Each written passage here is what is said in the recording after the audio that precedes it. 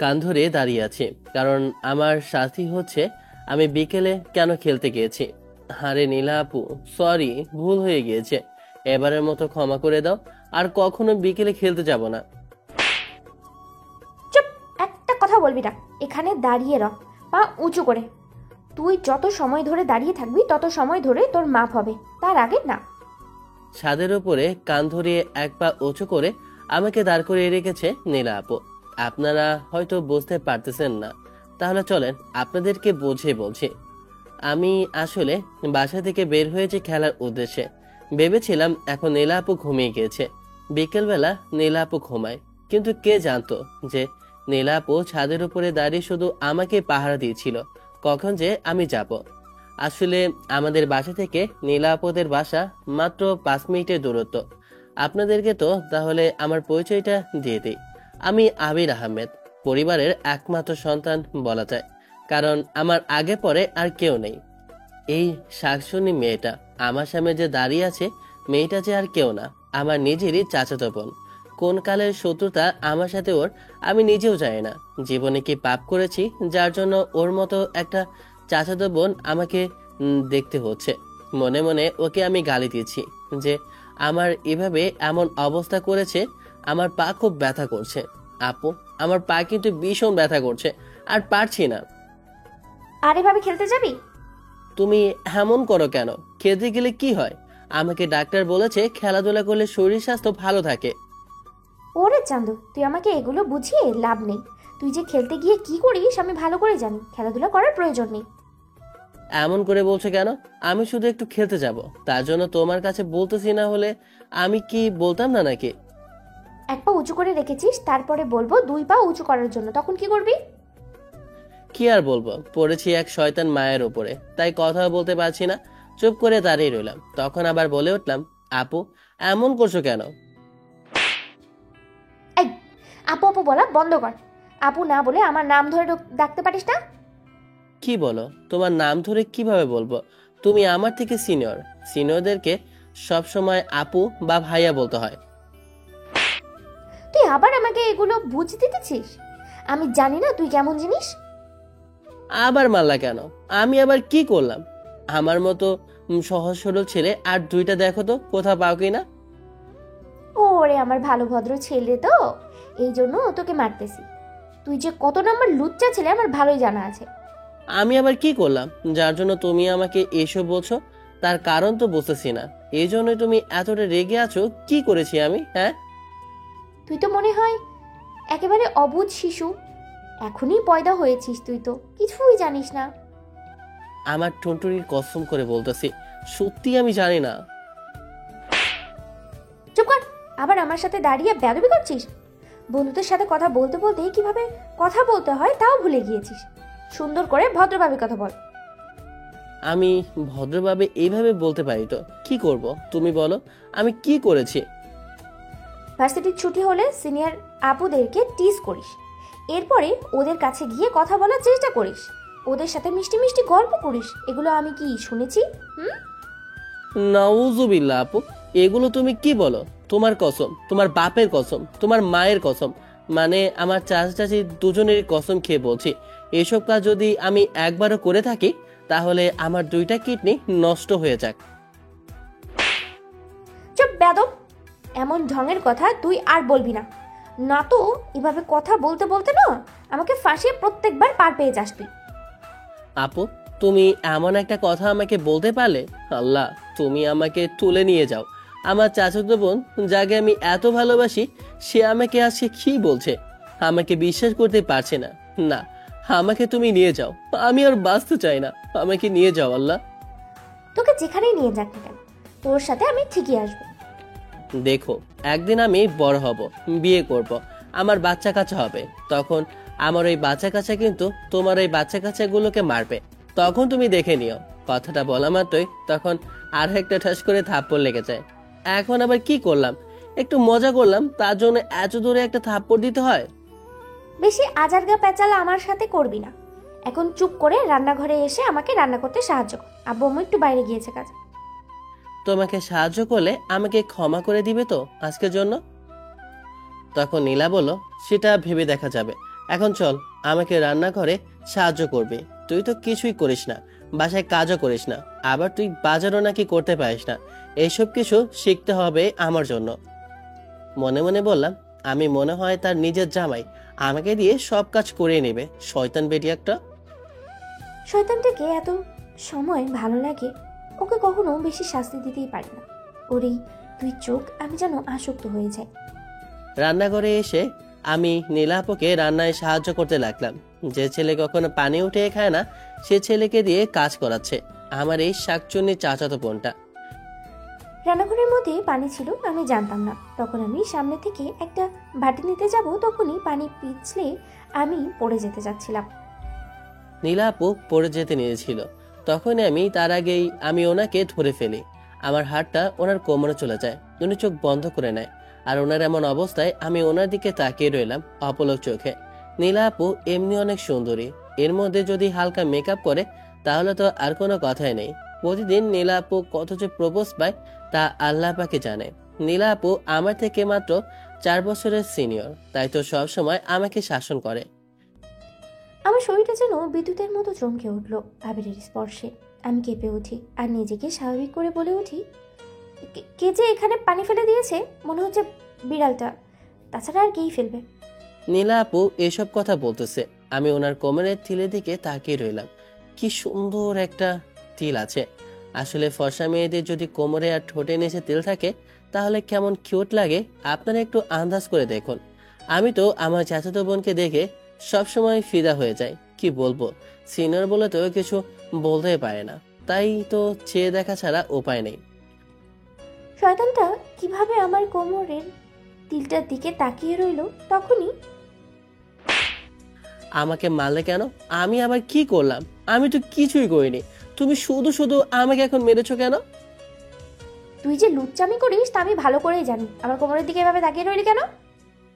তোমার শাড়ির অংশটা পেটের ওই পাশ দিয়ে তোলা আছে, তো তিলটা দেখা যাচ্ছে, তো দেখার জিনিস দেখবো না? তখনই আরেকটা থাপ্পড় লেগে যায়। কি বলতে কি বলে ফেললাম, আল্লাহ। আসলে এইসবগুলো যে ছেলেদের দুর্বলতা, কিভাবে আপনারা বুঝবেন? ঠিক তখনই দেখলাম চাচি বাসায় প্রবেশ করলো। তখন আমি দৌড়ে চাচির কাছে গেলাম আর বললাম, দেখো না চাচি, তোমার মেয়েটা আমাকে ধরে কিভাবে মারতেছে। আমার কোনো দোষ নেই, ও শুধু শুধু আমাকে মারতেছে। কি রে, তোর হয়েছেটা কি? এভাবে তুই ছেলেটাকে মারতেছিস কেন? ছেলেটা তোকে আবার কি করলো? ফাইজলামি কি শেষ আছে? ও এখন বিকেলবেলা খেলতে যাবে, ওর খেলা বন্ধ। দেখো না চাচি, ও কি করে। আমি বাইরে যাব, আমাকে বাইরেও যেতে দিচ্ছে না। আমি শুধু বন্ধুর সাথে একটু আড্ডা দিব, তোমাদের বাসায় এখান থেকে আমাকে রাস্তা পার করতে হয়, তাই তোমার মেয়েটা আমাকে ধরে এভাবে নির্যাতন করে। তুই কিন্তু ছেলেটাকে আর মারবি না। মেরে মেরে কি করেছিস? শুধুই ছেলেটাকে শাসন করতে এসেছিস। চাচি চলে এসেছে, না হলে এই ডাইনির হাত থেকে বাঁচা আমার কোনোভাবেই আমার সম্ভব হতো না। চাচিদের বাসা থেকে আমার বন্ধু প্রিন্সের কাছে যেতে লাগলাম। ওই লেওড়া হারামজাদাকে ধরতে হবে। ওই হারামি ছাড়া আর কেউ আমার নামে আপুর কাছে বিচার দেয়নি। আজকে আমার নামে এত বড় একটা মিথ্যা কথা বলে দিল। আমি শুধু ওই দিন ওকে মজু খাওয়াইনি, তার জন্য আমার নামে মিথ্যা কথা বলতে পারলো। হারামজাদাকে একবার হাতের কাছে পাই, এরপর আমি দেখে নেব ওর গোষ্ঠী একেবারে ষষ্ঠী করে ফেলবো আমি। এটা ভেবে আমি রহিম চাচার দোকানের সামনে যেতে লাগলাম। চাচার দোকানের সামনে এসে দেখি হারামজাদা কি সুন্দর সুকটান দিতেছে। ওর কাছে যেতেই তখন হারামি আমার উদ্দেশ্যে বলে ওঠে, লে বন্ধু লে, একটা টান দে, জীবনের সুখ মিটিয়ে দে। তোর জীবনে অনেক জ্বালা বুঝতে পারছি, সব জ্বালাই দরবার বাবা তোর শেষ করে দিবে। এখানেই দরবার বাবার আছে জাদুঘর কেরামতি। আগে হারামজাদাকে জোচারটা মারতে লাগলাম, এরপর বলে উঠলাম, তুই নীলাপুর কাছে কি বলেছিস সত্যি করে বল। বন্ধু, তুই আমাকে এভাবে কথাটা বলতে পারলি? এখন আমাকে এই কথাটা মানতে হবে। না বন্ধু, তোর কথাটা আমি মানতে পারলাম না। হারামজাদা, তুই আমার সাথে নাটক করিস? নাটক, তাই না? তোর নাটক আমি বুঝি না। তোকে একেবারে মিডল স্টার বরাবর একটা লাথি দিব শালা। বন্ধু, তুই মারবি কাটবি সবকিছু করবি, কারণ আমি তো একজন অসহায় দুর্বল মানুষ। দুর্বল মানুষের উপর অত্যাচার করলে আল্লাহ পাক ছাড় দেয়, ছেড়ে দেয় না। কথা বলা মাত্রই আরো 2-4টা মারতে লাগলাম।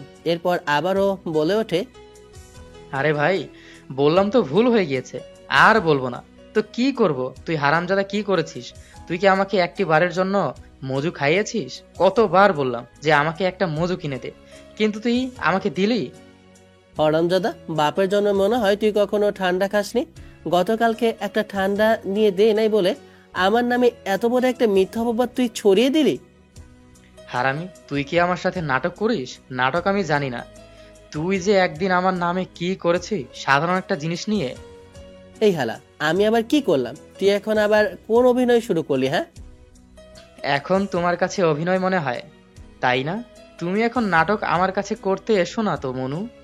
তোকে শুধু একদিন আমি শুধু চা খেতে বলিনি, তার জন্য কি করেছিস? আমি কি করলাম আমার তো মনে নেই। হারামজাদা, ভুইলা গেছস? একবারে গার্লস স্কুলের সামনে আমার টুনটুনি ধইরা চাইপা ধরছস, আর আশেপাশের মাইয়াগুলো শুধু হাসতেছিল। গার্লস স্কুলের সামনে তোর প্যান্টের চেন খোলা ছিল, আমার কি দোষ ছিল? তার জন্য তো তোকে সাহায্য করেছিলাম। তোকে কে করতে বলেছে?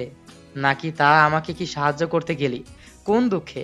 আমার খেলা আছে, আমি ঠিক করে নিতাম। তুই আমার জানে জিগরি দোষ, তোর এমন অপমান আমি মেনে মেনে নিতে পারি না। সমস্যা নাই তো, যখন প্যান্ট খুলে আমি রেখে দিব তখন দেখবি তুই কি করতে পারিস। ওরে আমার বাবারে, তুই তাহলে আমাকে এখন থির দিচ্ছিস? আচ্ছা ঠিক আছে, তখন দেখা যাবে কি করবি তুই। আমরা রাস্তার এক পাশে গল্প করছিলাম, তখনই দেখলাম দুটো মেয়ে ওই রাস্তা দিয়ে যাচ্ছে। মেয়ে দুটোকে দেখে আমাদের সিনিয়র মনে হচ্ছে। তখন আমি প্রিন্সকে দিলাম ধাক্কা। প্রিন্স গিয়ে পড়লো মেয়েটার গায়ের ওপর, আমাকে আর পাইকে দিলাম দৌড়। হারামজাদা আমাকে ধাক্কা দিয়ে দৌড়ে পালিয়ে যায়, আমি মেয়েটার গায়ের ওপর পড়ি। মেয়েটার দিকে তাকাতে আমি মেয়েটার চেহারায় মুগ্ধতার দিকে তাকিয়ে রইলাম এক দৃষ্টিতে। মেয়েটা যেন অপরূপ এক সুন্দরী, আমি যেন এক রূপসী মেয়ের গায়ের ওপর পড়ে আছি। তখনই মেয়েটা আমাকে ধাক্কা দিয়ে ফেলে দিয়ে, অসভ্য শয়তান, তোদের মতো ছেলেরা কি এসব করার জন্যই বাসা থেকে বের হয় নাকি? আরে আপনি একটু বোঝার চেষ্টা করুন, আমি একদম এসব কিছু করিনি। তোদের মতো ছেলেদেরকে জানি না মনে করেছিস? তোদের মতো ছেলেরা এমন মেয়েদেরকে ফুসলিয়ে ফাসলিয়ে এমন কাণ্ড করে, আমি ওদেরকে ভালো করেই জানি। তোদের কাজ তো এটাই। দেখুন, আমি প্রথমে আপনাকে দুঃখিত বলেছি, এরপর আপনি একটার উপর একটা আমাকে থাপ্পড় দিয়েই যাচ্ছেন। তাহলে তোকে কি করবে? তোকে কি সালাম দেবে নাকি? যে আসেন, আপনি আমার সালামটা গ্রহণ করুন। আপনি তো দেখছি একবার বজ্জাত একটা ঝগড়াটে মেয়ে, কোনো কথা না শুনে শুধু ঝগড়া শুরু করে দেন। কি বললি? ফজিল ছেলে? আমি ঝগড়াটে মেয়ে? মানে আমি ঝগড়াটে? তো তুই শয়তান কোথাকার বান্দর হনুমান। আমি এসবের কিছুই না, বরঞ্চ আপনি এসব, আর আপনার জামাই হলে হতে পারে, এগুলোর কিছুই আমি না, বুঝেছেন? যা বোঝার আমি বুঝে গিয়েছি, ফাজিল ছেলে একটা। ফাজলামি আপনি করছেন, আমি না। এর ওপর রাস্তার মাঝখানে দাঁড়িয়ে কথা বলছেন, আপনার তো সাহস কম না। কথাটা বলা মাত্রই মেয়েটা আমার কাছে এসে চা শার্টের কলার ধরে বলে উঠল, কি বললি তুই? আমি তোর সাথে ফাজলামি করছি নাকি তুই আমার সাথে ফাজলামি করছিস? মেয়েটার এমন কাণ্ডে আমার তো হৃৎপিণ্ড একেবারে বন্ধ হয়ে যাওয়ার মতো অবস্থা। আমি কাঁপা কাঁপা কণ্ঠে মেয়েটার উদ্দেশ্যে বলে উঠি, আসলে আমি সরি। এমন ফাজলামি যদি আর দ্বিতীয়বার করতে দেখি, তাহলে পা কেটে এখানেই রেখে দিব। মেয়েটার শার্টের কলার ছাড়তে আমি মেয়েটাকে বলি, আপনি একটা শাকচুন্নি। কথাটা বলে একটা দৌড় মারি আমি। আমি বাসায় চলে আসি। বাসায় আসতে আমাকে দেখে আম্মু বলে ওঠে, আজকে সারাদিন রাস্তায় হাঁটাহাঁটি করলে হবে নাকি? খাওয়া দাওয়া করা লাগবে না? আরে আম্মু, আমি তো একটু রাস্তায় হাঁটতে বের হয়েছে, কিন্তু ওই যে তোমার ওই শাকচুনি মেয়েটা। কাকে আবার তুই শাকচুন্নি বলছিস? কে তোকে আবার কি করলো? তোমাদের আদরের নীলার কথা বলছি। নীলার জন্যই তো আজকে আমি যেতে পারলাম না। ভেবেছিলাম খেলতে যাব, কিন্তু পারলাম না। শয়তানটা আমাকে ধরে রেখেছে, তাই আমি আর আজকের জন্য খেলতে যেতে পারলাম না। ভালো করেছি। আমি হলে তো 2-4টা আগে তোকে মারতাম।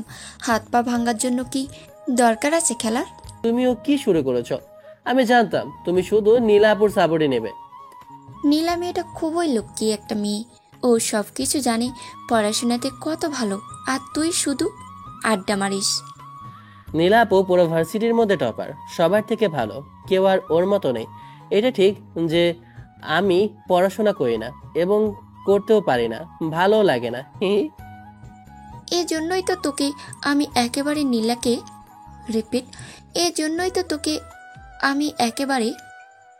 নীলা যে ভার্সিটিতে আছে ওখানে অ্যাডমিশন করিয়ে দিয়েছি। এবার কলেজ লাইফটা শেষ হয়েছে, এবার শুধু ভার্সিটিতে শুধু নীলার কথা শুনবি। মনে মনে তোমারে বলছে আমি ওই শাকচুনি মেয়েটার কথা শুনতে যাব। কি রে, নিজের মনে আবার কি বক বক করতেছিস? যা উপরে গিয়ে ফ্রেশ হয়ে আয়, আমি তোর জন্য খাবার বাড়ছি। আমি উপরে গিয়ে ফ্রেশ হয়ে এরপর নিচে আসলাম। নিচে আসতে আম্মু আমাকে খাবার বেড়ে দেয়। আমি খাবার খেয়ে শুয়ে পড়লাম। তখন আবার আম্মু রুমে আসে। রুমে এসে বলে ওঠে, তোর আব্বু একটু অফিসের কাজে দেশের বাইরে গিয়েছে, কিছুদিন পরে আসবে।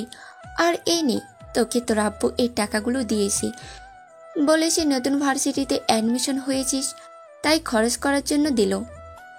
কিন্তু একদমই বাজে খরচ করবি না, আমাকে বলে দিয়েছে। আম্মু 20,000 টাকা হাতে দিয়ে চলে যায়। আসলে আমার আব্বু এই শহরের সব থেকে বড় ধনী ব্যবসায়ী, আর নীলা আপু মধ্যবিত্ত। মানে এক কথায় বলতে গেলে আমার চাচারা আমার আব্বুর ব্যবসা বাণিজ্য দেখাশোনা করে। আমার চাচা আমার আব্বুর সাথে থাকে, কিন্তু তাদেরকে আব্বুর টাকা কম দেয় না। চাচাকে অনেক ব্যবসা ধরিয়ে দিয়েছিল আব্বু, কিন্তু চাচা সেটা করতে পারলো না। সব ব্যবসায় লস হয়ে যায়। আসলে বলতে গেলে আমার চাচার ব্যর্থতা বলা যায়। এগুলো হাতে নিয়ে আমি আমার ডয়ারে রেখে দিই। আগামীকালকে আমাকে নতুন ইউনিভার্সিটিতে যেতে হবে, তাই আমি ঘুমিয়ে পড়ি আর শুধু মনে মনে নীলা আপুর কথাই ভাবতে থাকি। আমি শুধু শুয়ে শুয়ে মেয়েটার কথাই ভাবছি। চোখ বন্ধ করলেই ওর মুখটা ভেসে ওঠে। মনে হয় কোথায় গেলেই আবার একবার দেখা পাবো ওকে, সেই সুন্দরীটাকে যে অজান্তেই আমার পৃথিবীটা বদলে দিয়েছে। মাথার ভিতর এক অদ্ভুত গুঞ্জন, যেন আমি হারিয়ে গেছি ওর স্মৃতির স্রোতে। সবচেয়ে বেশি মনে পড়ে সেই প্রথম ধাক্কার কথা। রাস্তার মধ্যে ওর সঙ্গে হঠাৎ ধাক্কা খেয়ে আমি যেন স্তব্ধ হয়ে গিয়েছিলাম। হাতটা বাড়িয়ে ওকে জড়িয়ে ধরেছিলাম, যেন সময় থেমে গিয়েছিল সেদিন। ঠিক তখনই বুঝেছিলাম এই মেয়েটা আলাদা। কিছু একটা ঘটেছে মনে, যেন এক ঝাঁক ঝড় উঠে গেল হৃদয়ের ভেতর। শুয়ে শুধু ভাবছি, একটিবার যদি ওকে আমি আমার কাছে পেতাম, তাহলে মনে সব কথা বলে দিতাম। সকালবেলা ভার্সিটিতে যাওয়ার তারা, রাস্তা দিয়ে হাঁটছি আর মাথার ভেতর তখনও ঘুরপাক খাচ্ছে মেয়েটার কথা। হঠাৎ কেউ এসে ধাক্কা দিল। একটু হোঁচট খেলাম। চোখ তুলে তাকাতেই বুকটা ধক করে উঠল, কারণ আমার সামনে দাঁড়িয়ে আছে ওই দিনের মেয়েটা। তখন আমি মেয়েটার উদ্দেশ্যে ভয়ে ভয়ে বলে উঠলাম, সরি, আসলে আমি খেয়াল করিনি। আমি তাকাতেই দেখি ওই দিনের ছেলেটা। তখনই রাগী চোখে ছেলেটার দিকে তাকিয়ে বলে উঠি, এই যে ছেলে, তোমার সমস্যা কি? তুমি শুধু কি বারে বারে আমার সাথে ধাক্কা খাওয়ার জন্য চলে আসো নাকি? নাকি তুমি আমাকে ফলো করছো? এই যে হ্যালো, আপনি সিনেমার কোনো নায়িকা না যে আমি আপনাকে ফলো করব। আর আমি ধাক্কা দেইনি, আপনি দিয়েছেন। নিজে ধাক্কা দিয়ে আবার আমাকে কথা শোনাচ্ছ? বেয়াদব ছেলে একটা। মেয়েটা যে একটা গুন্ডি তা আমার ভালো করে জানা আছে। তখন আমি মেয়েটাকে বলে উঠি, দেখুন আপনার পিছনে একটা তেলাপোকা। তখনই মেয়েটার পিছনে তাকাই, আমি দিলাম দৌড়। চিৎকার করে পিছনে তাকালাম, দেখলাম পিছনে কিছু নেই। এরপর সামনে ছেলেটার দিকে তাকাতেই দেখলাম ছেলেটা আর নেই, হাও হয়ে গেছে। শয়তান পোলা, একবার কাছে পেয়ে নি, এরপর দেখব। আল্লাহ যেন এক ডাইনির হাত থেকে আমাকে বাঁচিয়ে, আচ্ছা, আল্লাহ যেন এক ডাইনির হাত থেকে বেঁচে উঠলাম। তখন আমি আবিরকে একটা কল দেই। সকালবেলা ঘুমিয়ে আছি, তখনই হাতের ফোনটা বেজে ওঠে। ফোনের শব্দে ঘুমটা ভেঙে যায় আর মনে মনে গালি দিতে লাগলাম। তখন আমি কলটা ধরতে ওপাশ থেকে তখন কেউ বলে ওঠে, কিরে হারামজাদা, তুই কি এখনো ঘুমিয়ে আছিস নাকি ঘুম থেকে উঠবি না? আজকে ভার্সিটিতে যাবি না?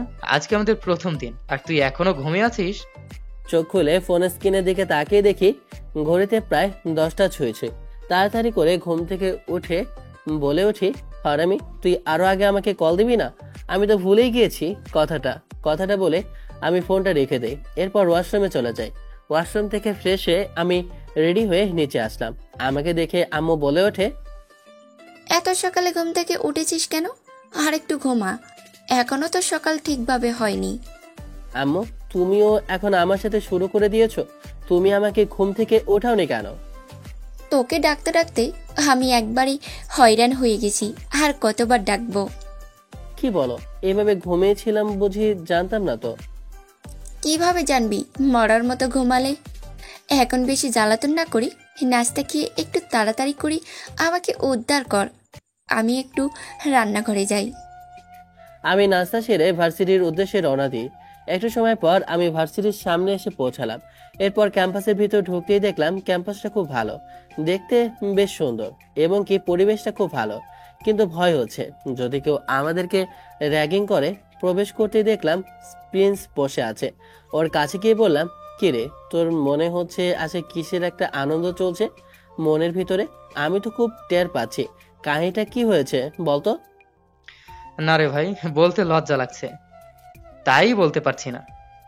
তুমি আমার সাথে ঢং করো তাই না? আমি সবই বুঝি, কি হয়েছে সেটা বলো না, না হলে একেবারে দিব মেইন পয়েন্টে একটা লাথি। তখন প্রিন্স আমার উদ্দেশ্যে বলে ওঠে, আরে ভাই বলিস না, একটা মেয়ের প্রেমে পড়েছে। তুই একটা মেয়ের প্রেমে পড়েছিস? এইটা আবার আমাকে মানতে হবে? ধুর হালা, তোর সাথে মজা করছি না, সত্যি আমি একজনের প্রেমে পড়ে গেছি। তাই নাকি? কোথায়, কিভাবে? একটু খুলে বল, তাহলে তো বুঝবো, না হলে কিভাবে বুঝবো? আবিরকে শুরু থেকে সবকিছু খুলে বলি। সবকিছু শুনে হারামি হাসতে লাগলো। তখন হারামি আমাদের উদ্দেশ্যে বলে ওঠে, আমার জন্যই তো সবকিছু পেলি, তাহলে আমাকে টের দিবি না? চ্যাংতলা করে একবারে ট্রিট দিব। এখনো পর্যন্ত আমার কোনো সেটিং হলো না, তার আগে তুই আমার কাছ থেকে ট্রিট চাচ্ছিস? ফাজলামো করিস আমার সাথে, তাই না? তোর সাথে ফাজলামি করব? আমার এত সাহস আছে নাকি রে? হ্যাঁ, নাটক করো আমার সাথে, তাই না? ক্লাস খুঁজেই তো পাচ্ছি না। আমাদের তো আগে ক্লাসটা খুঁজে বের করতে হবে, না হলে কিভাবে ক্লাস করবি? আচ্ছা ঠিক আছে, আমি এখানে বসছি, তুই কাউকে গিয়ে জিজ্ঞেস কর। ক্লাসটা খোঁজার উদ্দেশ্যে আমি একটু সামনের দিকে যেতে লাগলাম। কাউকে জিজ্ঞেস করবো ভাবছি, তখনই হঠাৎ করে কারোর সাথে ধাক্কা লাগে। তখন আমি বলে উঠি, আসলে আমি সরি, দুঃখিত, খেয়াল করিনি।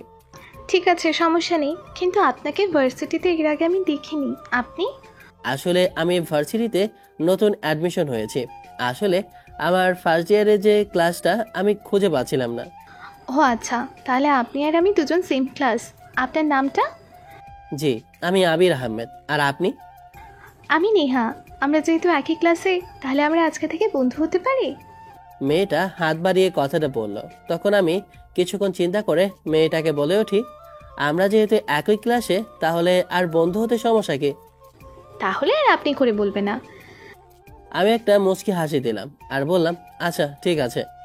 তাহলে এখন চলো আমরা ক্লাসে যাই, ক্লাসের সময় হয়ে গিয়েছে। দাঁড়াও, আমার বন্ধু আছে এখানে ক্যাম্পাসে, ওকে ডেকে নেই। তখন প্রিন্সকে ডাক দিই, তখন ও আসে আর কানে কানে বলে, কিরে ভাই, তুই কি এখন মেয়ে পটিয়ে ফেলছিস নাকি বুঝলাম না। কাহিনী তুই দেখি মেয়ের সাথে ইটিস পিটিস করিস। হারামজাদা, তুই বেশি কথা বলিস। এরপর আমরা তিনজনে ক্লাসে যাই। ক্লাস শেষে আমরা দুজন বের হই। আমি সোজা বাসায় চলে আসি। বাসায় আসি দেখি আব্বু চলে এসেছে। তখন আব্বু আমাকে দেখে বলে ওঠে, আচ্ছা আবির, তোকে যে কতবার বললাম আমার সাথে একটু অফিসে আয়, তোকে অনেকে দেখার জন্য বলে, কিন্তু তুই আসিস না। সবার সাথে তো একটু দেখা সাক্ষাৎ করতে পারিস। কতবার করে আমাকে বলেছে যে আপনার একমাত্র সন্তান, যে এখনো পর্যন্ত তার বাবার কোনো অফিসে বা কোনো মিটিংয়ে, কোনো ফাংশনে তুই আসিসনি। আরে আব্বু, আমার কাছে ভালো লাগে না, কি করবো বলো? আর এখন আমার পড়াশোনার সময়, এখন কি এগুলোর সময়? তোমার কাজ তুমি করো, আমি এখন এগুলো চাই না প্যারা নিতে। এগুলো খুবই ডিস্টার্ব একটা বিষয়। তোর সময় আমিও ঠিক এমন ছিলাম। আমার বাবা আমাকে অনেকবার বলতো, কিন্তু আমি ওই বন্ধুদের পাল্লায় পড়ে শুধু সারাদিন ঘোরাফেরাই করেছি। এসব বিজনেসের আমার কোনোটাই এতটা আগ্রহ ছিল না। কিন্তু সে দেখ, বাবার ওই বিজনেসটাই আমাকে ধরতে হলো। প্রথমে তো আমি হিমশিম খেয়ে গিয়েছিলাম, পরে আস্তে আস্তে সব কিছু বুঝে উঠি। আমিও তোমার মতো এভাবে করব, সমস্যা নেই, আস্তে আস্তে সবকিছুই পারবো। কথাটা বলে আব্বুর গলা জড়িয়ে ধরি। তখন আব্বু আমাকে বলে, এখনো তুই ছোট বাচ্চাই রয়ে গেলি নাকি? একটু বিজনেসে মন দে, ওটাই হচ্ছে আমাদের আসল। আরে আব্বু, তুমি তো সারাদিন বিজনেস নিয়ে পড়ে থাকো, একটু তো নিজেকে সময় দিতে পারো তাই না? সারাদিন যদি এসব নিয়ে পড়ে থাকো, তাহলে কি তোমার শরীর ভালো থাকবে?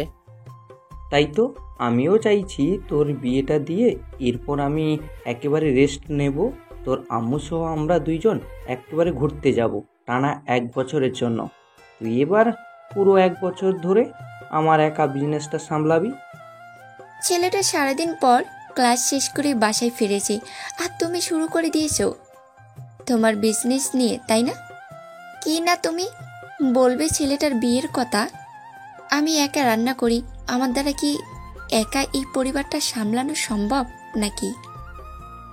আমি তো ওকে ওটাই বোঝাতে চাইছি যে বিয়ে শাদি করে এখন পরিবার সামলানো দায়িত্বটা নিয়ে নেক।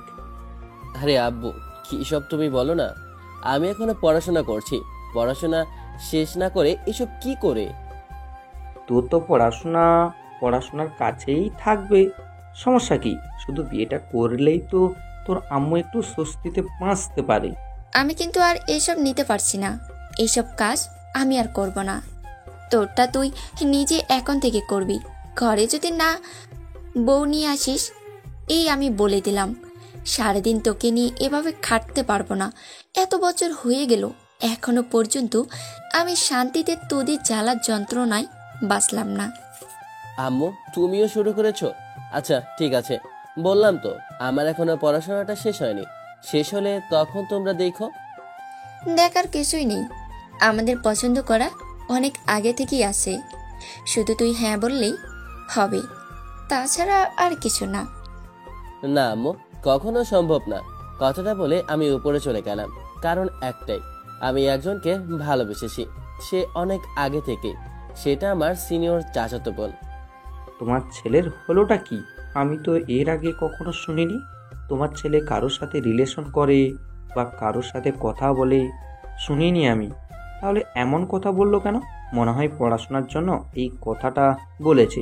আচ্ছা যাই হোক, এইসব নিয়ে ওকে আর এভাবে টেনশন করতে দেও না, পরে আবার মাথায় সমস্যা হবে।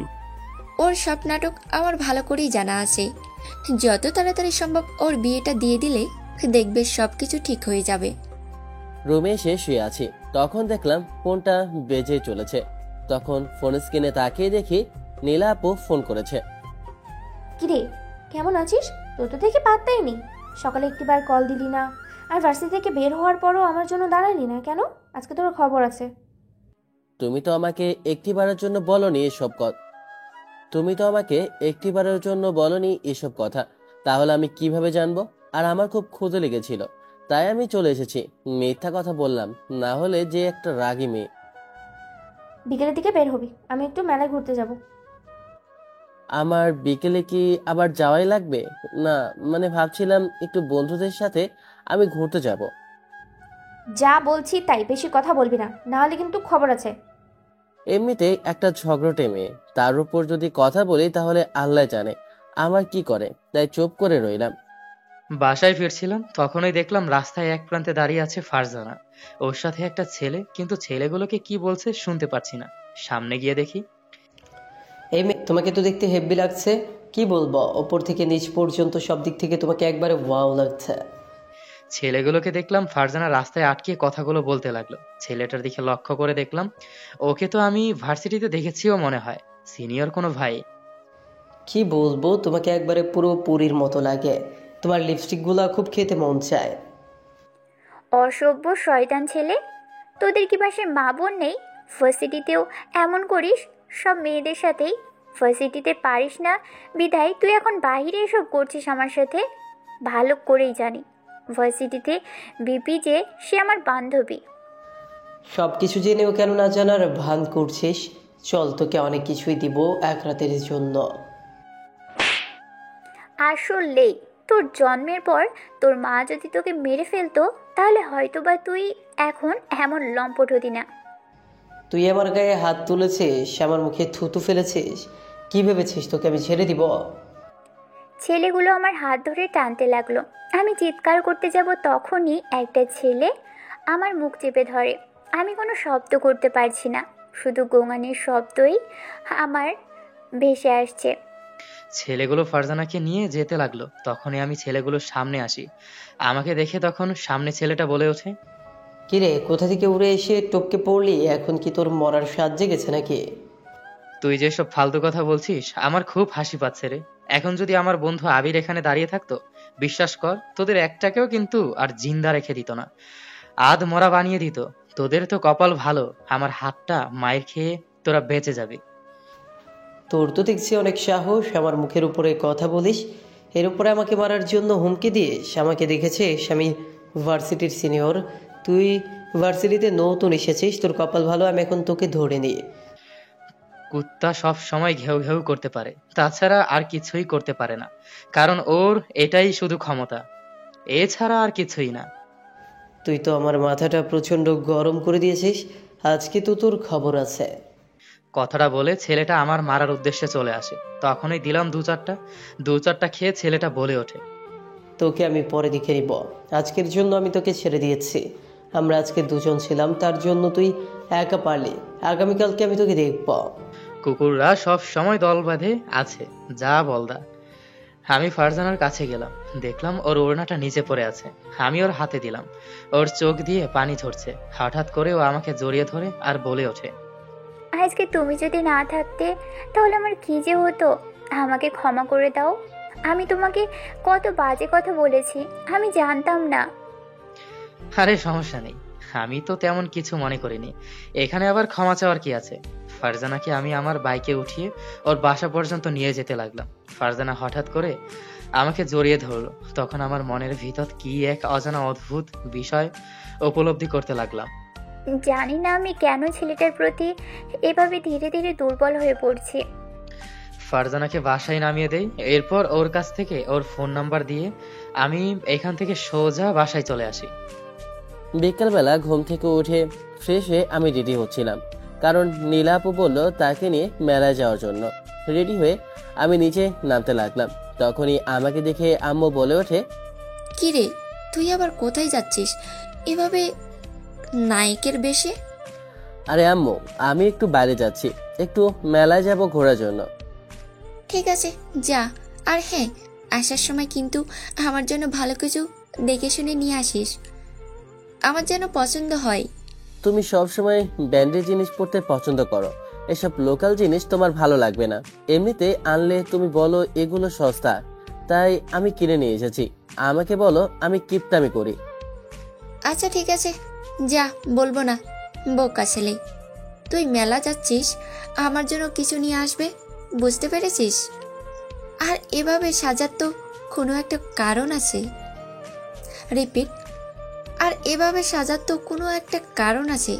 তোর কি কোনো বান্ধবীর সাথে দেখা করতে যাচ্ছিস নাকি?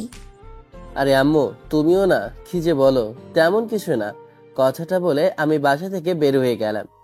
ছেলেটা এখনো বাচ্চাই রয়ে গেল, ওকে আর আমি বড় করতে পারলাম না। বাইক নিয়ে ফারজানাপুর বাসার সামনে আসলাম। আমাকে দেখে তখন চাচি বলে ওঠে, আবির, তুমি বাইরে দাঁড়িয়ে আছো কেন? বাসায় ভেতরে আসো। এখানে দাঁড়িয়ে থাকতে তো তোমার এমনিতেই মুখ কালো হয়ে যাবে। রোদের মধ্যে বাসায় ভেতরে আসো। আরে কি যে বলো না ছোট মা, এগুলো কিছুই হবে না। তুমি শুধু আমাকে নিয়ে চিন্তা করছো। আমি তো দাঁড়িয়ে আছি নীলা আপুর জন্য। কেন? নীলা কি আবার তোর সাথে কোথাও যাবে নাকি? ওই তো আমাকে বললো নাকি মেলা যাবে, তার জন্যই তো আমি রেডি হয়ে আসলাম ওকে মেলায় নিয়ে যাব বলে। ঠিক আছে, দুজন সাবধানে যাস। এখন কিন্তু মানুষজন ভালো না, সবার সাথে কথা বলবি না, চুপ থাকবি। কেউ কিছু বললে কোনো উত্তর দিবি না। ছোট মা আরো কিছু সময় ধরে জ্ঞান দিয়ে ওখান থেকে সোজা চলে যায় বাসার ভিতরে। মনে হয় কোথাও গিয়েছিল হাঁটতে। আমি এখনো দাঁড়িয়ে আছি নীলাপুর জন্য। মেয়েরা এত সাজে কেন যায় না? ওদের যদি সময় বলে 5 মিনিট, তাহলে লাগে 5 ঘন্টা। ওরা এত সাজে কি জন্য? এত সময় লাগে ধরে সাজার মানেটা কি? আমি বসে আছি, তখনই দেখলাম যে নীলাপু বাসা থেকে বের হচ্ছে। আমি তো ওনার দিকে তাকাতে আবারও ক্রাশ খেলাম। আমার চোখ যেন ওনার থেকে ফিরাতেই পারছি না।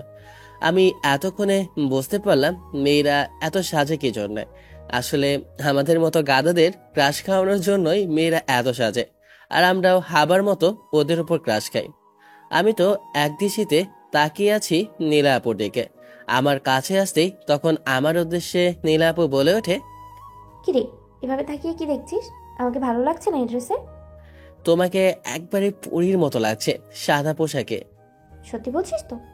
আরে বাবা, সত্যি বলছি, তোমার দিকে এখন ছেলেরা যেভাবে তাকাবে আমার মনে হয় কেউ চোখ ফেরাতেই পারবে না। তোমাকে এতটা সুন্দর লাগছে।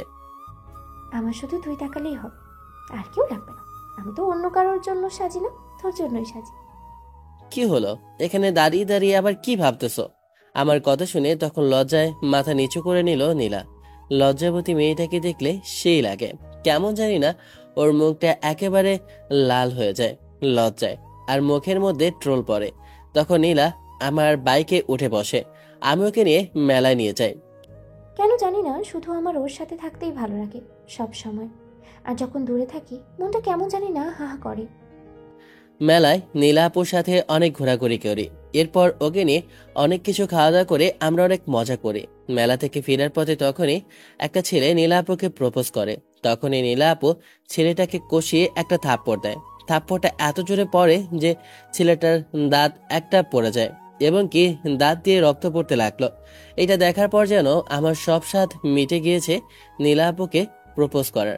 আমার আর ইচ্ছা করছে না তাকে এসব কথা বলার বা সামনে বলার, কারণ তার যেমন চোখের মধ্যে রাগ দেখেছি ছেলেটার প্রতি, আমার তো ভয়ে একেবারে ঠান্ডা হয়ে গিয়েছি।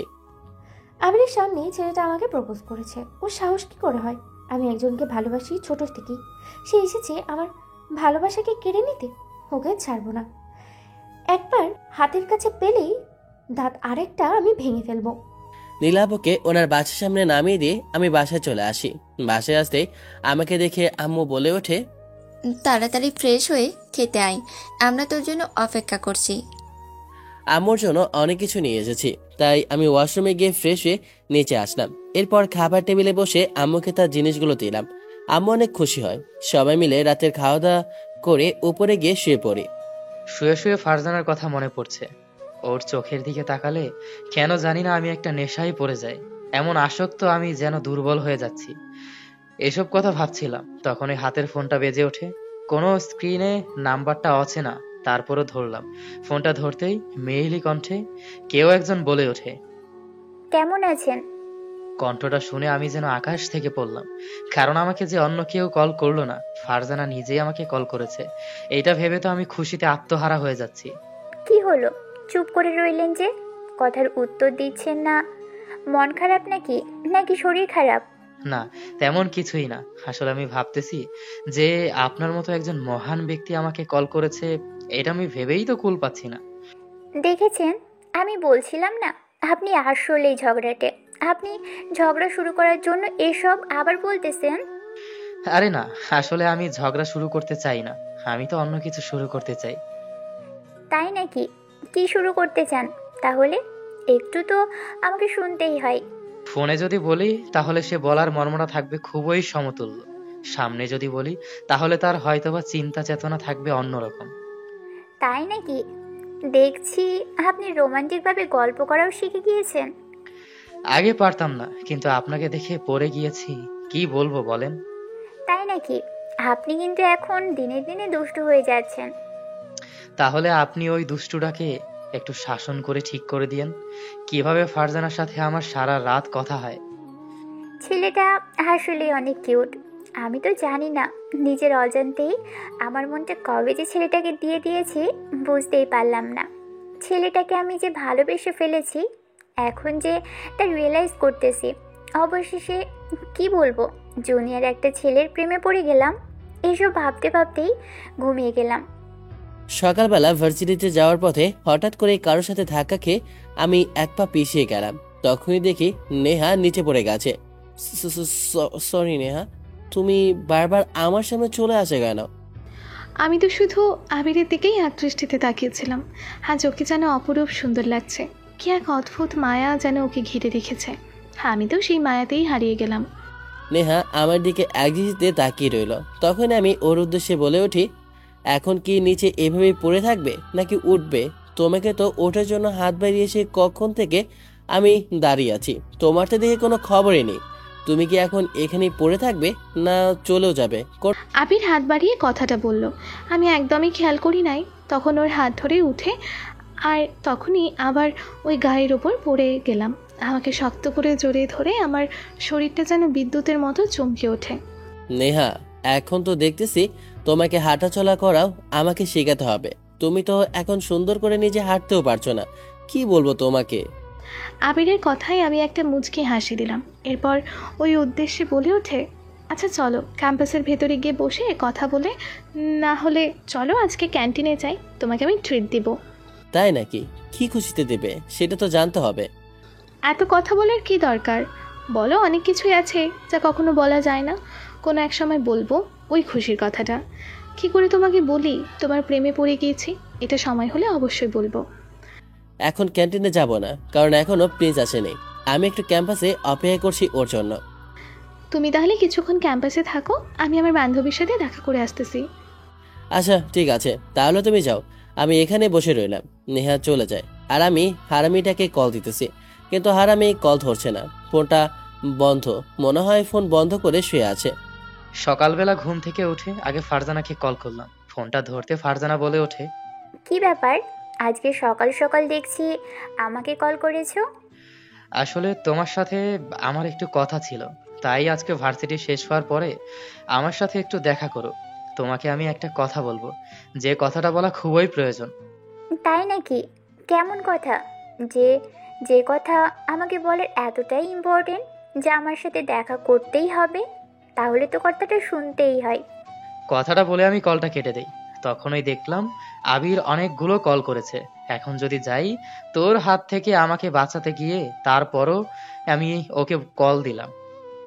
তখন আবির আমাকে বলে ওঠে, কি রে, তুই কি গতকাল রাত থেকে মদ খেয়ে ঘুমিয়ে আছিস নাকি? ঘড়িতে এখন কয়টা বাজে, এখনো ঘুমিয়ে থেকে উঠিসনি? তাড়াতাড়ি ভার্সিটিতে আয়, না হলে 2-4টা লাথি আর ওষটা খেতে হবে। আরে ভাই এমন রাগ করিস কেন, আমি আসতেছি। আমি আসলে তোকে সবকিছু খুলে বলবো। সবকিছু শুনলে তুই তো একবারে লাফ দিয়ে উঠবি। অভিনয় কম করো প্রিয়, আমি জানি তোমার ভালো হবে, আমার না। এত ঢঙের কথা তুমি বলো না, তাড়াতাড়ি ভার্সিটিতে আয়। কথাটা বলে আমি কলটা কেটে দিয়ে কিছুক্ষণ পর হারামি ভার্সিটির ভিতরে প্রবেশ করে। এরপর 2-4টা ঘুষি দিতে আবার বলে ওঠে, আরে ভাই আমার উপর এমন অত্যাচার কেন করছিস? আমি তো এখন প্রেমিক পুরুষ হয়ে গিয়েছি। ওরে আমার প্রেমিক পুরুষ রে, কেমনে কি ঘটিয়েছিস যার জন্য তুই প্রেমিক পুরুষ হয়ে গিয়েছিস? আবিরকে ফারজানার সাথে শুরু থেকে শেষ পর্যন্ত যা হয়েছে সবকিছু খুলে বলি। তখন হারামি বলে ওঠে, ওরে শালা, তলে তলে এত কিছু করে বেরিয়েছিস, এখন আমি বললেই তো তোর গায়ে লাগে হরতাল, তাই না? কিন্তু ভাই আমি আজকে ভাবতেছি ওকে প্রপোজ করে দিব, কারণ যদি ওকে অন্য কেউ নিয়ে যায় তখন কি করব? সেটাই মনে হয় ভালো হবে। এরপর কিছুক্ষণ পর নেহা চলে আসে। কি খবর? তোমার তো কোনো খবর নেই প্রিন্স। এই তো না মরে বেঁচে আছি, একজনের প্রেমে পড়েছি। কিভাবে বলবো সেই রমণীর কথা? আরে বাবা, এখন তো দেখছি আমাদের প্রিন্স রোমিও হয়ে গিয়েছে, তাহলে তো ভালোই। এরপর আমরা 3জনই ক্যান্টিনে যাই, ওখানে খাওয়া দাওয়া করে এরপর আমরা ক্লাসে যাই। সবগুলো ক্লাস শেষ করে আমরা 3জন বের হই। আমি ওদেরকে বিদায় জানিয়ে বাসার উদ্দেশ্যে রওনা দিই। বাসার ভিতরে প্রবেশ করতে মনে পড়লো আজকে যে নীলা আপুর জন্য অপেক্ষা করলাম না, আগামীকালকে কি করবে আল্লাহ জানে। এসব ভাবতে ভাবতে আমি বাসার ভিতরে প্রবেশ করি। আমি ক্লাস ছুটির পর ফারজানার কাছে গেলাম। কাছে গিয়ে ওর উদ্দেশ্যে বলে উঠি, তোমাকে একটা কথা বলতে চাই, প্লিজ একটু ক্যাম্পাসের ভিতরে বাগানে আসবে? প্রিন্সের কথা শুনে আমি ক্যাম্পাসের ভিতরে যাই। ওখানে গিয়ে দেখি ও হাতে একটা গোলাপ ফুল নিয়ে দাঁড়িয়ে আছে। আমি ওর কাছে যেতে তখনই ও আমার উদ্দেশ্যে বলে ওঠে, হাঁটু গেড়ে বসে, হাতে একটা লাল গোলাপ, চোখে গভীর ভালোবাসা। ফারজানা, তোমার সামনে দাঁড়িয়ে আজ আমার বুক কাঁপছে। হাজারটা কথা ভেতরে ঘুরছে, কিন্তু কোথা থেকে শুরু করব বুঝতে পারছি না। আমি আজ শুধু একটি কথা বলার জন্য এসেছি, কিন্তু তার আগে বলতে চাই তুমি কতটা অপূর্ব, কতটা অপরূপ। তোমার চোখ, সত্যি বলতে কি, আমি জীবনে অনেক চোখ দেখেছি, কিন্তু তোমার চোখের মতো গভীরতা আর উজ্জ্বলতা কোথাও পাইনি। যেন একটা শান্ত হৃদয়ের মতো, যেখানে মন হারিয়ে যেতে চায়। তুমি যখন তাকাও মনে হয় পুরো পৃথিবী থেমে গেছে। সেই চোখে এক অদ্ভুত মায়া আছে, যেখানে প্রতিদিন আমি নিজেকে খুঁজে পাই। তোমার হাসি, আল্লাহ, সেই হাসিতে যেন একটা পুরো সকাল লুকিয়ে আছে। তুমি যখন হাসো মনে হয় সূর্যটা একটু বেশি আলো দেয়, চারপাশের গাছেরা একটু বেশি সবুজ হয়ে ওঠে। তোমার মুখের টোলটা যেন এক খণ্ড কাব্য, যা চোখে পড়লে মন নিজের অজান্তেই কবি হয়ে ওঠে। তোমার ত্বকের উজ্জ্বলতা, চুলের ঢেউ, ঠোঁটের গোলাপি রং সব মিলে তুমি যেন একজন জীবন্ত কবিতা। তোমার চলনে এক ধরনের শান্ত সৌন্দর্য আছে, যা নজর কাড়ে না, মন কাড়ে। তুমি যখন ধীরে হাঁটো, মনে হয় বাতাসও থেমে গিয়েছে, পাখিরাও তাদের গান বন্ধ করে দিয়েছে শুধু তোমাকে দেখার জন্য। তোমার পোশাক, তোমার রুচি, তোমার ব্যবহার, সব কিছুতেই এক ধরনের পরিপক্কতা, এক ধরনের স্বাভাবিক সৌন্দর্য আছে, যা কৃত্রিম না, ভেতর থেকে আসা। তুমি সাজনা তবুও সুন্দর। তুমি বলো না কিছু, তবুও বলার মতো অনেক কিছু রেখে যাও চোখে মুখে। প্রতিদিন তোমাকে দেখে আমি এক নতুন মানুষ হই। আমি বুঝতে পারি একজন মানুষ শুধু রূপে নয়, ব্যবহারের, চোখে, ভাষায়, উপস্থিতিতেই কতটা অসাধারণ হতে পারে। তুমি ঠিক তেমন একজন। তোমার পাশে দাঁড়িয়ে নিজেকে ছোট মনে হয় না, বরং মনে হয় নিজেকে শ্রেষ্ঠ রূপটা খুঁজে পেয়েছি। এই গোলাপটা তোমার জন্য ফারজানা।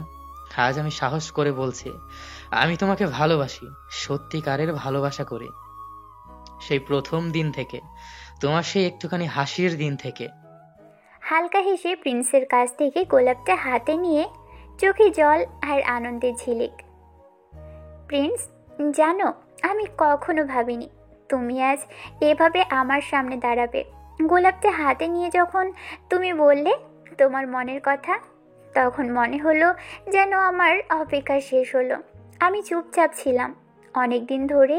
তোমার প্রতিটা কথা, তোমার হাসি, তোমার ছোট ছোট খেয়াল, সব কিছু দেখেছি, বুঝেছি, অনুভব করেছি।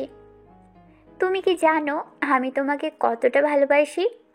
আমি তোমাকে শুধু পছন্দ করি না, আমি তোমাকে প্রতিটা অভ্যাসকে ভালোবাসি।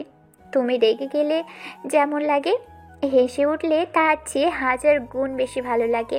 তুমি ক্লাসে দেরি করে ঢুকলে আমার রাগ হয়, আবার যখন সেই রাগ ভাঙাতে চুপচাপ বসে থাকো, তখন তোমার প্রতি ভালোবাসাটা আরও গাঢ় হয়ে যায়।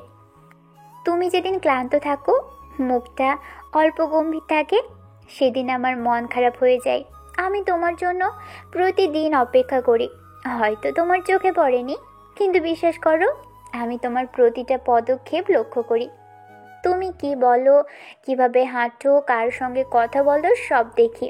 আমি চাইনি তাড়াহুড়ো করে তোমাকে কিছু বলি, কারণ আমি তোমাকে হারাতে চাইনি।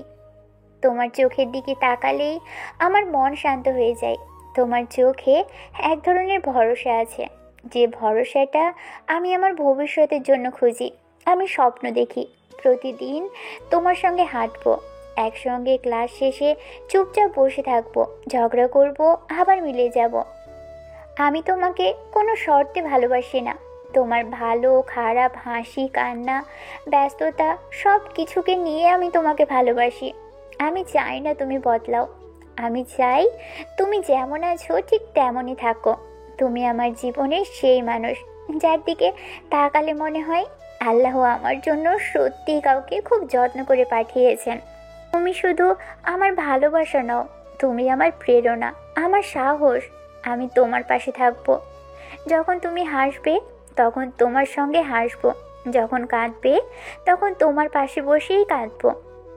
আজ তোমার মুখে ভালোবাসি শুনে আমার হৃদয় একদম ভরে গেছে, তাই আজ আমিও সাহস করে বলছি। ফারজানাকে আলতো করে জড়িয়ে ধরে কানে কানে ধীরে ধীরে বলে, তুমি যদি থাকো আমার পাশে, তাহলে লাগে না আর কোনো উপহার। তোমার হাসিতে ভোর হয়ে যায়, তোমার চোখে আমার দিনটা শুরু হয়। তুমি যেন আমার মনের কবিতা, যা আমি প্রতিদিন পড়ি চুপচাপ। তোমার ছোঁয়ায় জীবনটা বদলে গেছে, হৃদয়টা যেন আলোয় ভরে গেছে। তোমার চুলে আছে সন্ধ্যার ঘ্রাণ, তোমার গালে লুকানো শীতের গান। তোমার স্পর্শে যে শান্তি পাই, তা শত জনমেও কোথাও না পাই। তোমার একটুখানি অভিমানেও আমি হারিয়ে যাই গভীর প্রেমে। তোমার পাশে থাকা মানেই তো পুরো পৃথিবীটা আমার হয়ে যাওয়া। তুমি আমার শুরু, তুমিই আমার শেষ। তোমাকেই নিয়ে বাকি সব স্পেশাল বাক্য। তোমাকে আমি শুধু ভালোবাসি না, তোমাকে আমি বিশ্বাস করি। তোমার মাঝে আমি আমার পৃথিবী গড়ি। চলো এই পথ চলা হোক দীর্ঘ, হোক কিছু জ্বর, তাও থাকবো আমরা জোড়া। তুমি আমি একসাথে, হাতের মুঠোয় স্বপ্ন, ভালোবাসা দিয়ে গড়ব আগামীর জীবন। বাসায় আসতে আমাকে দেখে আম্মু বলে ওঠে, কি রে, আমাকে একটু আগে নীলা কল করে বলেছি তুই নাকি কি কি করে বেড়াচ্ছিস।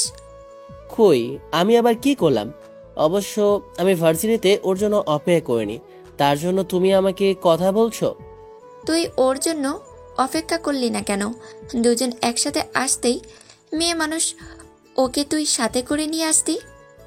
ও আমার থেকে সিনিয়র, আর তুমি আমাকে বলছো আমি ওকে সাথে করে নিয়ে আসবো? সিনিয়র হলে কি হয়েছে, কত মেয়ে, তাই না? যা এখন ওয়াশরুমে গিয়ে ফ্রেশ হয়ে আয়, আমি তোর জন্য খাবার দিচ্ছি। আমি একটু ওয়াশরুমে গিয়ে ফ্রেশ হয়ে নিচে আসলাম, তখন আম্মু খাবার বেড়ে দেয়। আমি খাবার খেয়ে আবার রুমে চলে যাই। খুব ঘুম পাচ্ছিল। বিকেলে আমার একটু ঘুমানো লাগে, তাই আমি ঘুমিয়ে পড়ি। বিকেলবেলা আবিরকে একটা কল করি, আর আমি ফোন ধরছে না, মনে হচ্ছে ঘুমিয়ে আছে। কয়েকবার করার পর তখন ফোনটা ধরে ওঠে। বিকেলে ঘুমিয়ে আছি, তখনই ফোনের শব্দে ঘুমটা ভেঙে যায়। ফোনটা রিসিভ করে দেখি ওপাশ থেকে প্রিন্স। তখন হারামিকে গালি দিয়ে বলে উঠি, ওই শালা, কল করেছিস কেন? ঘুমিয়ে আছি দেখতে পাচ্ছিস না? তারপরও কল করেই যাচ্ছিস তুই। আমি কি করে বুঝবো তুই ঘুমিয়ে আছিস? আর এখন তোর বিকাল হয়ে গেছে, এত সময় ধরে মানুষ কি গরুর মতো ঘুমায় নাকি? ধুর হারামজাদা, এখন তুই কোথায় আছিস সেটা বল। আমি রহিম চাচার দোকানের সামনে আছি, তুই ওখানে চলে আয়। কথাটা বলে কলটা কেটে দেয়। এরপর ঘুম থেকে উঠে ফ্রেশ হয়ে আমি নিচে আসলাম। তখন আমাকে দেখে আব্বু বলে ওঠে, কি রে বাবা, এখন কোথায় যাচ্ছিস? এভাবে রেডি হয়ে কোথাও বের হবি নাকি? ওই তো একটু বন্ধুর সাথে দেখা করতে যাব। কেন, কিছু হয়েছে নাকি? আর তোমার তো সেটা হচ্ছে গিয়ে তোমার একটু অফিসে গিয়ে সবার সাথে দেখা করার কথা বলা, এটাই তো। সব কিছু যেহেতু বুঝতে পারিস, তাহলে একদিন আমার সাথে অফিসে গেলেই তো হয়। তাহলে সবাই তোকে চিনতে পারতো। কতবার মানুষে বলে, কত আমার পার্টনার আছে, ওরা এসে বলে যে আপনার একমাত্র ছেলের সাথে আমাদেরকে পরিচয় করিয়ে দিন। আচ্ছা বাবা, ঠিক আছে, আমি যাব। তুমি আর এসব নিয়ে চিন্তা করো না, আমি আগামীকালকে যাব। হয়েছে এবার? ঠিক আছে ঠিক আছে, তাহলেই হবে। আমার আর কিচ্ছু নেই। তাহলে তুই যা।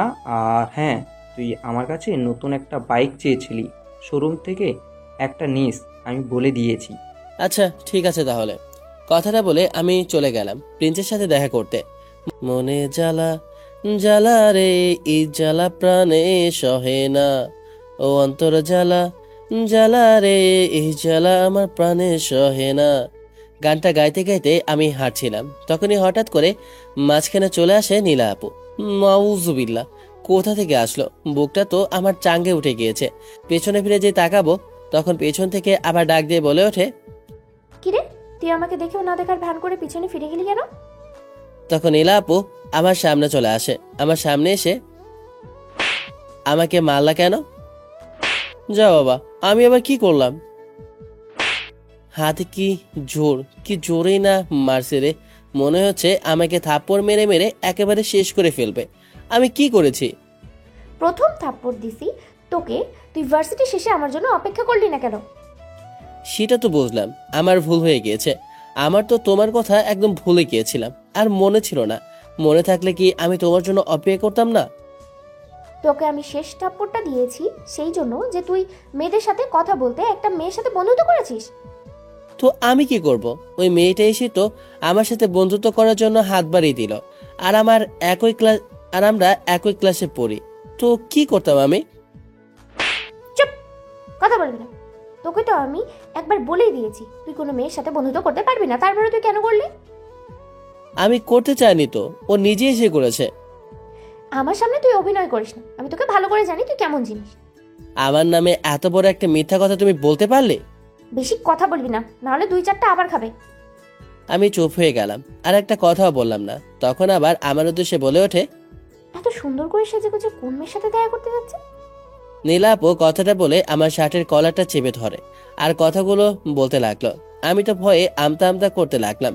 তখন আবার রাগী গলায় বলে ওঠে, এভাবে বোবার মতো দাঁড়িয়ে আছিস কেন? আমি যা বলবো তাই শুনবি তো? আমি মাথা নাড়িয়ে হ্যাঁ বললাম। তখন আবার বলে ওঠে, তুই আজকের পর থেকে কোনো মেয়ের সাথে কথা বলতে পারবি না। আমি যা বলবো তুই শুনবি। এখন থেকে ভার্সিটিতে আমার সাথে যাবি। আর যদি এমনটা না হয়, তুই তো জানিস আমি বক্সিং থেকে শুরু করে সব কিছুই জানি। এমন মাইট দিব যে একেবারে সব কিছু ভুলে গিয়ে আমার নামটাই শুধু মনে রাখবি। আমি তো ওকে ভয় পাচ্ছি, আপনারা আবার ভয় পায়েন না। আপনাদেরকে শাসন করবে না আমার সিনিয়র চাচাতো বোন। মাথা নাড়িয়ে শুধু হ্যাঁ বললাম। তখন রাগে চোখে আবার বলে ওঠে, এখন কোথায় যাচ্ছিলি সেটা বল, এত সেজে গুজে তো আবার। আসলে আমার বন্ধুর সাথে দেখা করতে যাচ্ছিলাম। এত সুন্দর করে সাজা লাগবে না। এখন থেকে আর সাজার প্রয়োজনই নেই, মেয়েদেরকে দেখানোর জন্য না। আরো 2-4টা কথা শুনিয়ে আমাকে ছেড়ে দেয়। বাপরে বাপ, মনে হয় একটা ডাইনির হাত থেকে বাঁচলাম। আমি সোজা গিয়ে রহিম চাচার দোকানের সামনে গিয়ে দেখি ওখানে দাঁড়িয়ে আছে প্রিন্স। এই শালা, কখন তোকে কল করেছি, এখন কয়টা বাজে? এতে সময় কোথায়? তাকে মরছিলি, এত দেরি হলো কেন সেটা বল, কোথায় গেলি? চুপ হারামজাদা, তুই একটা কথাও বলবি না। তোর জন্য আজকে আমি মরতে মরতে বেঁচে গিয়েছিলাম। ইচ্ছে করছে তোর এখন একেবারে মিডল স্টাম্প বরাবর একটা লাথি মারি শালা। আরে ভাই, হয়েছেটা কি? যদি খুলে না বলিস তাহলে কিভাবে বুঝবো? আগে খুলে বলতে হবে। যে হয়েছে তাহলে না আমি বুঝতাম। এইভাবে বুঝবো যে তোর সাথে হলোটা কি। তখন ওকে সবকিছু করে বলি। হারামজাদা হাসতে লাগলো। মন চাচ্ছে দিয়ে একটা লাথি। হারামজাদা, তুই আমার সাথে মস্কারি করছিস তাই না? তোকে এমন একটা লাথি দেব যে সারা জীবনের জন্য একেবারে বাবা হওয়ার স্বপ্নটা ভুলে যাবি। আচ্ছা ভাই, মন খারাপ করিস না। আচ্ছা ঠিক আছে, তোকে একটা কথা বলি আমি। তুই আবার কি বলতে চাস? ফারজানা আপুর সাথে বেশি মেলামেশা করছিস, কাহিনীটা কি? আরে তোকে না ওই দিন বলেছিলাম আমি ওকে প্রপোজ করব।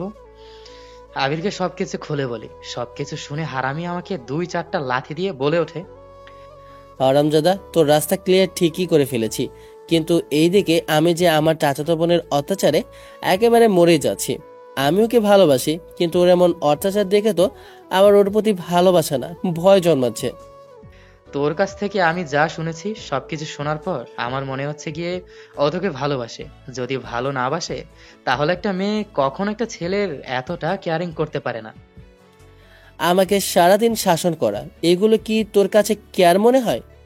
তুই দেখ ভাই, একটা মেয়ে কিভাবে আরেকটা মেয়ের সাথে কথা বললে হিংসা হয় যদি কাউকে ভালোবাসে। তাহলে তুই যদি সুন্দর লাগে চলাফেরা করিস তাহলে তোর সাথে রাগারাগি করে, কেন মেয়েরা তোরে দেখবে? আচ্ছা, কেন মেয়েরা তোকে দেখবে? কারণ ওর হিংসা হয় যদি কোনো মেয়ে তোকে নিয়ে যায়, সেজন্য। তাহলে তুই এখন আমাকে কি বলতে চাচ্ছিস সেটা আমাকে ক্লিয়ার করে বল। আমার তো আর সহ্য হচ্ছে না ভাই। আমি তোকে এখন একটাই সাজেশন দেব, সেটা হচ্ছে গিয়ে তুই ওকে গিয়ে প্রপোজ করবি। না ভাই, আমার দ্বারা এগুলো সম্ভব না। আমি চাই না আমার সুন্দর দাঁতগুলো ভেঙে ফেলতে। মানে তোর কথা তো আমি ঠিক বুঝতে পারলাম না, আমাকে একটু ক্লিয়ার করে বল। ওকে, সেদিনকার মেলার কথা সব খুলে বলি। সব কথা শুনে তখন ও বলে ওঠে, দেখ ভাই, আমি মনে করি তুই ওকে প্রপোজ করাই ভালো হবে। কারণ ও যদি তোকে ভালো না বাসতো তাহলে কত ছেলে ওকে প্রপোজ করে একজনকে ঠিকই অ্যাকসেপ্ট করতো। কথাটা ঠিক বলেছিস। আমার কথা মনে হয় আমাকে কেমন জানি না ও চোখে তাকায়, হয়তো আমাকে পছন্দ করে। তার জন্য মনে মনে তো আমি অনেক খুশি হলাম। ভাই, এই জন্যই বলছি ভাই, তুই দেরি না করে প্রপোজটা করে দে। প্রিন্সের সাথে আরো কিছু সময় কথা বলে ওখান থেকে আমি বাসায় চলে আসি। বাসায় এসে শুয়ে পড়ি, কারণ প্রচন্ড পরিমাণে ঘুম পাচ্ছে। আগামীকালকে আবার ভার্সিটিতেও যেতে হবে। সকালবেলা ঘুম থেকে উঠে ফ্রেশ হয়ে আমি নিচে আসলাম। তখন আমাকে দেখে আম্মু বলে ওঠে, তোর আব্বু তোকে একটা কথা বলতে চাই। আব্বু আবার আমাকে কি বলতে চায়? তখন আব্বুর নিচে আসে আর নাস্তার টেবিলে এসে বলে ওঠে, দেখ বাবা, তোর পছন্দ এমন কেউ নেই আমার জানা অনুযায়ী, তাই আমি একটা মেয়ের সাথে তোর বিয়েটা ঠিক করেছি। কারণ আমি তো তোকে আগেই বলেছি, তোর আম্মু বলেছে তোর বিয়েটা করা খুব জরুরি। কিন্তু আব্বু, আমি এখন এই মুহূর্তে এখন কিছুই করতে চাই না। আমি কিচ্ছু জানতে চাই না, আমি ওদেরকে কথা দিয়ে ফেলেছি। আব্বু কথাটা বলে ওখান থেকে উঠে যায়। আমি আব্বুকে বললাম, কিন্তু কোনো কথাই শুনলো না আমার। আমি নাস্তা না করে ওখান থেকে ভার্সিটিতে চলে যাই। পেছন থেকে আম্মু অনেকবার ডাকে। ভাবতেছি দেরি হয়ে যাওয়ার আগে আমি আজকে বলে দেব নীলা আপুকে আমি যে ওকে ভালোবাসি। আমি ক্যাম্পাসে বসে আছি আর অপেক্ষা করতে লাগলাম নীলা আপুর জন্য। তখনই দেখলাম মেন গেট পার করে নেহা আসছে। আজকে ও একটা শাড়ি পরেছে, অনেক সুন্দর করে সেজেছে। ওকে দেখতে অনেক সুন্দর লাগছিল। তখন নেহা আমার কাছে আসে আর আমার কাছে এসে বলে ওঠে, আবির, তোমার সাথে একটা কথা বলতে চাই, একটু এপাশে আসো। আমার হাত ধরে আমাকে একপাশে নিয়ে আসে নেহা। তখন নেহা আমার হাত ধরে আমার উদ্দেশ্যে বলে ওঠে, আবির, বিশ্বাস করো, তোমাকে প্রথম দেখার পর আমি ভালোবেসে ফেলেছি। হয়তো বা এটা ভালো লাগা ছিল, কিন্তু তার থেকে আমি তোমাকে ধীরে ধীরে ভালোবেসে ফেলেছি। আমি এখন বুঝতে পারি, যখন আমি ঘুমাতে যাই শুধু তোমার কথাই আমার মনে পড়ে। আমি বুঝেছি আমি তোমাকে সত্যিকারের ভালোবেসে ফেলেছি। আবির, তুমি আমার ভালোবাসা অ্যাকসেপ্ট করে নাও। আমি তোমাকে কথা দিচ্ছি, সব সময় তোমার পাশে থাকবো, সারা জীবন তোমার পাশে থেকে যাব। কথাটা বলে নেহা আমাকে জড়িয়ে ধরে, যার জন্য আমি মোটেও প্রস্তুত ছিলাম না। তখনই কোথা থেকে নীলা চলে আসে। নীলা এসব দৃশ্য দেখে, এই মেয়ে, তোর সাহস তো কম না, তুই আমার চাচাতো ভাইকে তো প্রপোজ করিস। তাতে তোমার কি সমস্যা আমি ওকে প্রপোজ করলে? নীলা কথাটা শুনে রেগে যায়। তখন আবারও আরেকটা থাপ্পড় দেবে। আমি ওর হাতটা ধরে, এসব কি শুরু করে দিয়েছো নীলা? তুমি বাসায় যা করো ঠিক আছে, কিন্তু ভার্সিটির মধ্যে কি তুমি সবার সামনে এইসব করবে নাকি? আমার থাপ্পড়ে ও যেন মোটেও প্রস্তুত ছিল না। তখন নীলা কান্না সুরে শুধু এটুকুই বলে, তুই এই মেয়ের জন্য আমাকে থাপ্পড় মেরেছিস? এটা আমি কখনো মানতে পারলাম না। কথাটা বলে আমি কান্না করতে করতেই ভার্সিটি ত্যাগ করলাম। কান্না করতে করতে নীলা ওখান থেকে চলে যায়। আমি ওকে বোঝানোর চেষ্টা করলাম, কিন্তু আমার একটা কথাও শুনলো না। আবির, তুমি আমার কথার উত্তর দিলে না। দেখো নেহা, তুমি আমাকে ক্ষমা করো। তুমি হয়তো আমাকে ভালোবাসো, কিন্তু আমি অনেক আগে আমার মনটা অন্য একজনকে দিয়ে দিয়েছি। নেহা আমার মুখে এমন কথা শুনে কান্না করতে লাগলো। আমি ওখান থেকে ক্লাসে যেতে লাগলাম। ক্লাস শেষ করে একেবারে বিকেলে বাসার দিকে যেতে লাগলাম। বাসার সামনে এসে দেখি আমার পুরো বাড়িটা সাজানো। সকালে তো এমনটা দেখিনি। বাসার ভিতরে প্রবেশ করতে তখন আমাকে দেখে আব্বু, এমনটা তোর থেকে আমি আশা করিনি। ভাইজান, আপনি এমন করছেন কেন? ছেলেটার সাথে, ছেলেটা মাত্র এসেছে, এমন করা তো ওর সাথে আপনার উচিত হচ্ছে না। আমেনা, তুমি আমার সামনে থেকে ওকে নিয়ে যাও, আমি ওর মুখও দেখতে চাই না। আমি তো কিছু বুঝতেছি না যে আমার সাথে হচ্ছেটা কি। আমি তো এমন কিছু করিনি যার জন্য আব্বু আমার সাথে এমনটা করবে। তখন আম্মু আমাকে সাথে করে রুমে নিয়ে যায়। আম্মু, কি হয়েছে? বাড়ি এমন সাজানো কেন? আব্বু আমার গায়ে কখনো হাত তুলেনি, আজকে এমন কি হলো যার জন্য আব্বু আমার গায়ে হাত তুললো? জানি না তুই কি করেছিস। তোর আব্বু ভার্সিটিতে শুনেছে তুই নাকি কি করেছিস, তার জন্য তোর বিয়ে ঠিক করে ফেলেছে। তার মানে এই সব কিছু বলেছে নীলা আপু। তার মানে নীলা আপু আমাকে ভালোবাসে না। কথাটা শুনে অনেক কষ্ট পেলাম, তাই আমি কিছু বললাম না। চুপ করে রুমের ভিতরে গেলাম। নীলাকে এত ভালোবেসেছি, কিন্তু নীলা আমাকে একটু বিন্দু পরিমাণও ভালোবাসেনি। একটু সময় পর আব্বু আমার পাঞ্জাবি আর শিরোনি এনে দিয়ে যায়, আর কি বলে যায়, এক্ষুনি রেডি হয়ে নিচে আসো, গাড়ি তোমার জন্য অপেক্ষা করছে, তোমার হাতে সময় নেই। আমি আর কিছু বললাম না, চুপ করে রেডি হয়ে নিচে আসলাম। কারণ আমার যেন এখন শরীরটা চলছে না। মনের ভিতরে আর জোর পাচ্ছি না। মুখে কোনো শব্দ নেই, নেই কোনো হাসি। দেখতে দেখতে বিয়ের কাজটা সম্পূর্ণ হয়ে যায়, যেন আমার কাছে সব স্বপ্নের মতো লাগছে। আমি ছাদের এক কোণে এসব ভাবছিলাম, তখনই পেছন থেকে কেউ ডাক দিয়ে বলে ওঠে, ঘরের মধ্যে নতুন বউ রেখে তুই এখানে ছাদের মধ্যে দাঁড়িয়ে আছিস, যা রুমে যা। আব্বুর কথা শুনে আমি ছাদ থেকে নেমে রুমের ভিতরে প্রবেশ করি। খাটের উপরে বেনারসি সাজে একটা মেয়ে বসে আছে, কিন্তু এতে যেন আমার কোনো কিছুতেই মন ভরছে না। আমার মনটা যে রয়ে গিয়েছে নীলার কাছে, কারণ আমি যে আমার সিনিয়র চাচাতো বোনকে ভালোবেসে ফেলেছি মন থেকে। আমি চুপ করে দাঁড়িয়ে রয়েছি। এমনটা দেখে তখনই ঘুমটা উঠিয়ে মেয়েটা আমার সামনে চলে আসে এবং আমার শার্টের কলার ধরে চেপে ধরে বলে ওঠে, কিরে, দাঁড়িয়ে রয়েছিস কেন? যদি ওই মেয়েটা হতো তাহলে তো ঠিকই দৌড়ে চলে আসতে, তাই না? এত সময় ধরে কোথায় ছিলি? আমি এখানে বসে তোর জন্য অপেক্ষা করছিলাম, আর তুই মেয়েটার সাথে তোর ভালোবাসা কিসের? হ্যাঁ, এত আমি যেন মোটেও প্রস্তুত ছিলাম না। আমার সামনে দাঁড়িয়ে আছে নীলা আপু। আমি তো খুশিতে পাগল হয়ে যাওয়ার মতো অবস্থা। তখন আমি খুশিতে বলে উঠি, নীলা আপু তুমি? আমি তোর এখন বউ, কোনো আপু না। তুই ভেবেছিলি এখানে কে আসার কথা? কথাটা বলে আমার গলাটা চেপে ধরে, কিছুক্ষণ পর ছেড়ে দেয়। এরপর আমি কাঁচতে কাঁচতে বলি, আরে বিশ্বাস করো, আমি তো ওকে কিছুই বলিনি। মেয়েটা আমাকে জড়িয়ে ধরে ধরেছে ও নাকি আমাকে ভালোবাসে তাই। তাহলে তুই কাকে ভালোবাসিস ঠিক করে বল, নাহলে কিন্তু এখানে একেবারে জিন্দা দাফন করে ফেলবো। তারপর আমি ওকে শক্ত করে জড়িয়ে ধরে ওর দুটো ঠোঁট নিজের ঠোঁটের সাথে দখল করে নেই। এরপর আমি 5 মিনিট পর ছেড়ে দিয়ে বলি, তোমাকে অনেক আগে থেকে ভালোবাসি। তাহলে তুই বললি না কেন? তুই আমার ভালোবাসা বুঝিস না? বুঝি তো, কিন্তু ভয় হয় যদি তুমি আমাকে না মেনে নাও, আমি তোমার ছোট বলে। একবারও বলেছি কথাটা বলে আমি জড়িয়ে ধরে কিস করলাম। তোমার সৌন্দর্যের কাছে হার মানে পুরো পৃথিবী। তোমার চোখ দুটো যেন আকাশের গভীরতা নিয়ে আমার ভিতরে ঢুকে পড়ে।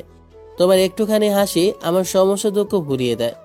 জানতাম না ভালোবাসা কাকে বলে, তোমাকে দেখার পর বুঝলাম ভালোবাসা একটা মানুষ হতে পারে। তুমি শুধু সুন্দর নয়, তুমি অনুপ্রেরণা, তুমি প্রশান্তি, তুমি আমার হৃদয়ের সবটা জোরে। তোমার মায়াবী উপস্থিতি আমার জীবনে প্রতিটি মুহূর্তের আলো ছড়িয়ে দেয়। তোমাকে ভালোবেসে আমি ভালোবাসার মানে শিখেছি। তুমি এক গল্প যেটা আমি প্রতিদিনই পড়তে চাই, শেষ না হোক কখনো। তোমার গল্পের মধ্যেই থাকতে চাই। আমি সারা জীবন তোমাকে ভালোবেসেই থাকতে চাই, এই সারা জীবনটা জুড়ে। জানো, আমি তোমাকে ছোটবেলা থেকে শুধু ভালোবাসতাম, কিন্তু বুঝতাম না এটা যে ভালোবাসা। কিন্তু বুঝেছি তোমার শাসনগুলো শুধু আমার প্রতি একটা অন্যরকম ভালোবাসা ছিল তোমার। শয়তান বলো, বুঝেও না বোঝার ভান ধরেছিলি না কেন? এতদিন কষ্ট দিলি কেন আমাকে? তুই বুঝিস না মেয়েরা কখনো তার ভালোবাসার কথা কাউকে বলে না, ছেলেদেরকে বুঝে নিতে হয় তার ভালোবাসাটা। তোমাকে আর কখনো কষ্ট দেব না, ছেড়েও যাব না আমার সিনিয়র বউটাকে। আমি অনেক ভালোবাসি আমার জুনিয়র পিচি জামাইটাকে, খুব ভালোবাসি। তাহলে চলো এখন আমাদের এই দুজনের মধ্যে 3 জন করে ফেলি, কারণ আব্বু আম্মু বলেছিল তাদের নাকি একটা নাতি নাতনি লাগবে। আমি তো সিনিয়র, এমন কথা বলিস কি করে? সিনিয়রের সাথে মজা বেশি, কারণ ওরা একটু বেশি রোমান্টিক হয়। না, আমি তোর কাছে ধরা দেবো না। কথাটা বলে আমি দৌড়াতে লাগলাম পুরো বাসা জুড়ে। আমি আর নীলা দুজনকে জড়িয়ে ধরে হারিয়ে গেলাম অজানা এক সুখের দেশে। গল্পটা কেমন হলো অবশ্যই কমেন্ট করে জানাবেন। ভালো থাকবেন, সুস্থ থাকবেন। আল্লাহ হাফেজ, হ্যাভ ফান, খোদা হাফেজ, bye bye, tata, have fun, খোদা হাফেজ। আর কিছু বলার নাই, ভালো থাকবেন আপনারা, আর বেশি পরিমাণে লাইক করবেন।